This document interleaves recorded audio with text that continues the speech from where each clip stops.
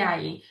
디 트러스 어카데미 두나블루 아쿠네 시와 아쿠 တင်းနန်း ရဲ့ အဓိက အားသာချက်လေးတွေက ဘာလေးတွေ ဖြစ်မလဲ ဆရာ တစ်ချက်လောက် ပြောပြပေးပါအောင်ရှင်အားသာချက်တွေပြောရမယ်ဆိုရင်တော့အားသာချက်ကျွန်တော်ပြောမယ်ဆိုရင်တော့အားသာချက်တွေအများကြီးထွက်လာပါပါနော်အဓိကအားသာချက်အနေအချက်လေးတွေပဲကျွန်တော်ထုတ်ပြပေးသွားမယ်ပေါ့အဲ့တော့ဘာတွေလဲဆိုတော့ကျွန်တော်တို့ဒီ Trust Academy သူနာပြုအကူနဲ့စေဝါအကူသင်တန်းကအဓိကဥဆောင်နေတာကျွန်တော်တို့ဆရာဝန်နှစ်ဦးဥဆောင်ပြီးတော့ဖွင့်ထားတာဖြစ်တယ်အဲ့တော့သင်တန်းသားတွေအနေနဲ့ကဒီသင်တန်းကိုတက်ပြီဆိုတာနဲ့ဒီဆရာဝန်နှစ်ဦးနဲ့အမြဲတမ်းထိတွေ့ပြောဆိုဆက်ဆံခွင့်เนาะသင်ကြားခွင့်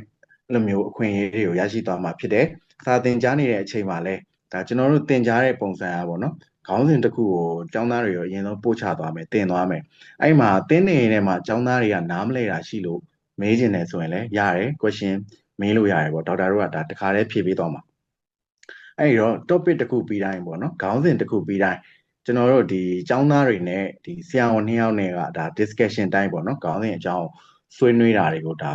15မိနစ်20လောက်ပြုလုပ်သွားမှာဖြစ်တဲ့အတွက်ကျောင်းသားတွေကသင်ခန်းစာအချိန်မှာနားမလည်ခဲ့တဲ့အကြောင်းအရာတွေကိုချရေးထားခဲ့ပြီးမှဒီသင်ခန်းစာပြီးမှဆရာဝန်နှစ်ယောက်နဲ့တပြိုင်တည်းတစ်ခါတည်းဆွေးနွေးပြီးတော့မေးခွင့်ရရှိတာဖြစ်တဲ့အတွက်အဲ့ဒါလည်းအားသာချက်တစ်ခုပေါ့နော်အဲ့တော့နောက်ထပ်တစ်ခုပြောမယ်ပေါ့နောက်ထပ်တစ်ခုအားသာချက်ကじゃဘာတွေဖြစ်မလဲဆိုတော့ကျောင်းသားတွေကိုဒီ Telegram private group ထဲမှာထည့်ထားမယ်ပေါ့နော် group ဖွဲ့ထားမယ်ကျောင်းသားတွေကိုအဲ့တော့ကျွန်တော်တို့ကသင်ခန်းစာတစ်ချိန်ပြီးတိုင်းမှာဒီ recorded video တွေပေါ့သင်ကြားထားတဲ့ video တွေကိုချက်ချင်းပဲသင်ခန်းစာပြီးရတယ်ကျွန်တော်တို့ကအဲ့ group ထဲကိုပို့ပေးသွားမှာဖြစ်တယ်အဲ့တော့ဒီ recorded video ပို့ပေးသွားတာဘာတွေအားသာချက်ဖြစ်တာလဲဆိုတော့ဥပမာကိုကဒီနေ့မအားလို့ပေါ့နော်ဒီ Zoom ကိုမ join လိုက်နိုင်ဘူးပေါ့ကိုကသွားစရာရှိတယ်အလုပ်ရှိတယ်အဲ့အတွက်ဒီ Zoom ကိုမ join လိုက်နိုင်ဘူးဆိုရင်ကိုအားတဲ့အချိန်ကြမှာပဲဒီ group ထဲမှာပို့ထားတဲ့ recorded video ကိုအေးစစ်စစ်နဲ့သင်ခန်းစာကိုเนาะအဆက်ပြတ်သွားတာမရှိဘဲနဲ့ဒါသင်ယူခွင့်ရှိသွားမှာဖြစ်တယ်ပေါ့เนาะနောက်တစ်ချက်အနေနဲ့ကကြတော့ဒီကျွန်တော်တို့ရဲ့ Trust Academy သူနာပြုအကူသင်တန်းမှာလာအပ်တဲ့ကျောင်းသားတွေပေါ့နော်ကျောင်းသားတွေရရှိသွားမယ့်အခွင့်အရေးကဘာလဲဆိုတော့ဒီသင်တန်းသားတွေရဲ့မိမိတို့ရဲ့ကျန်းမာရေးဖြစ်စေเนาะဒီသင်တန်းကာလ2လအတွင်းမှာမိမိရဲ့မိသားစုဆွေမျိုးတွေမောင်နှမတွေဖေမေတွေရဲ့ကျန်းမာရေးကိစ္စတွေပြဿနာကအမျိုးမျိုးပေါ့နော်ကျန်းမာရေးနဲ့ပတ်သက်တဲ့ပြဿနာတွေအားလုံးကိုကျွန်တော်တို့ဒီဆရာဝန်2ယောက်နဲ့2လတိတိကိုဒါဆွေးနွေးခွင့်အခမဲ့ consultation ပုံစံအဲ့သဘောဖြစ်သွားမှာပေါ့နော်ကျန်းမာရေးကိစ္စတွေတိုင်ပင်ခွင့်ကိုလည်းသူတို့ရရှိသွားမှာဖြစ်တယ်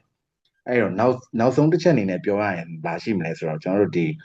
သင်တန်းပြီးသွားမယ်ပေါ့ဒီ2လသင်တန်းကာလပြီးသွားတဲ့အချိန်မှာလဲနော်ဒီသင်တန်းသားတွေကဒီကျွန်တော်တို့2ယောက်နဲ့အဆက်အသွယ်ပြတ်သွားမှာတော့မဟုတ်ဘူးပေါ့ဒီ group ထဲမှာပဲဆရာတို့2ယောက်နဲ့ in touch ဖြစ်နေမယ်ဖြစ်နေတာဖြစ်တဲ့အတွက်အဲ့ဒီအကျိုးကျေးဇူးကဘာရှိလဲဆိုတော့နော်သင်တန်းပြီးသွားလို့ကိုကလုပ်ငန်းခွင်ဝင်တယ်နော်ဆေးကန်းနေဆေးရုံမှာလုပ်ငန်းခွင်ဝင်တယ်ခက်ခဲပြဿနာတစ်ခုခုရှိတယ်ဆိုရင်နားမလည်တာတွေသိချင်တာတွေရှိတယ်ဆိုရင်လဲ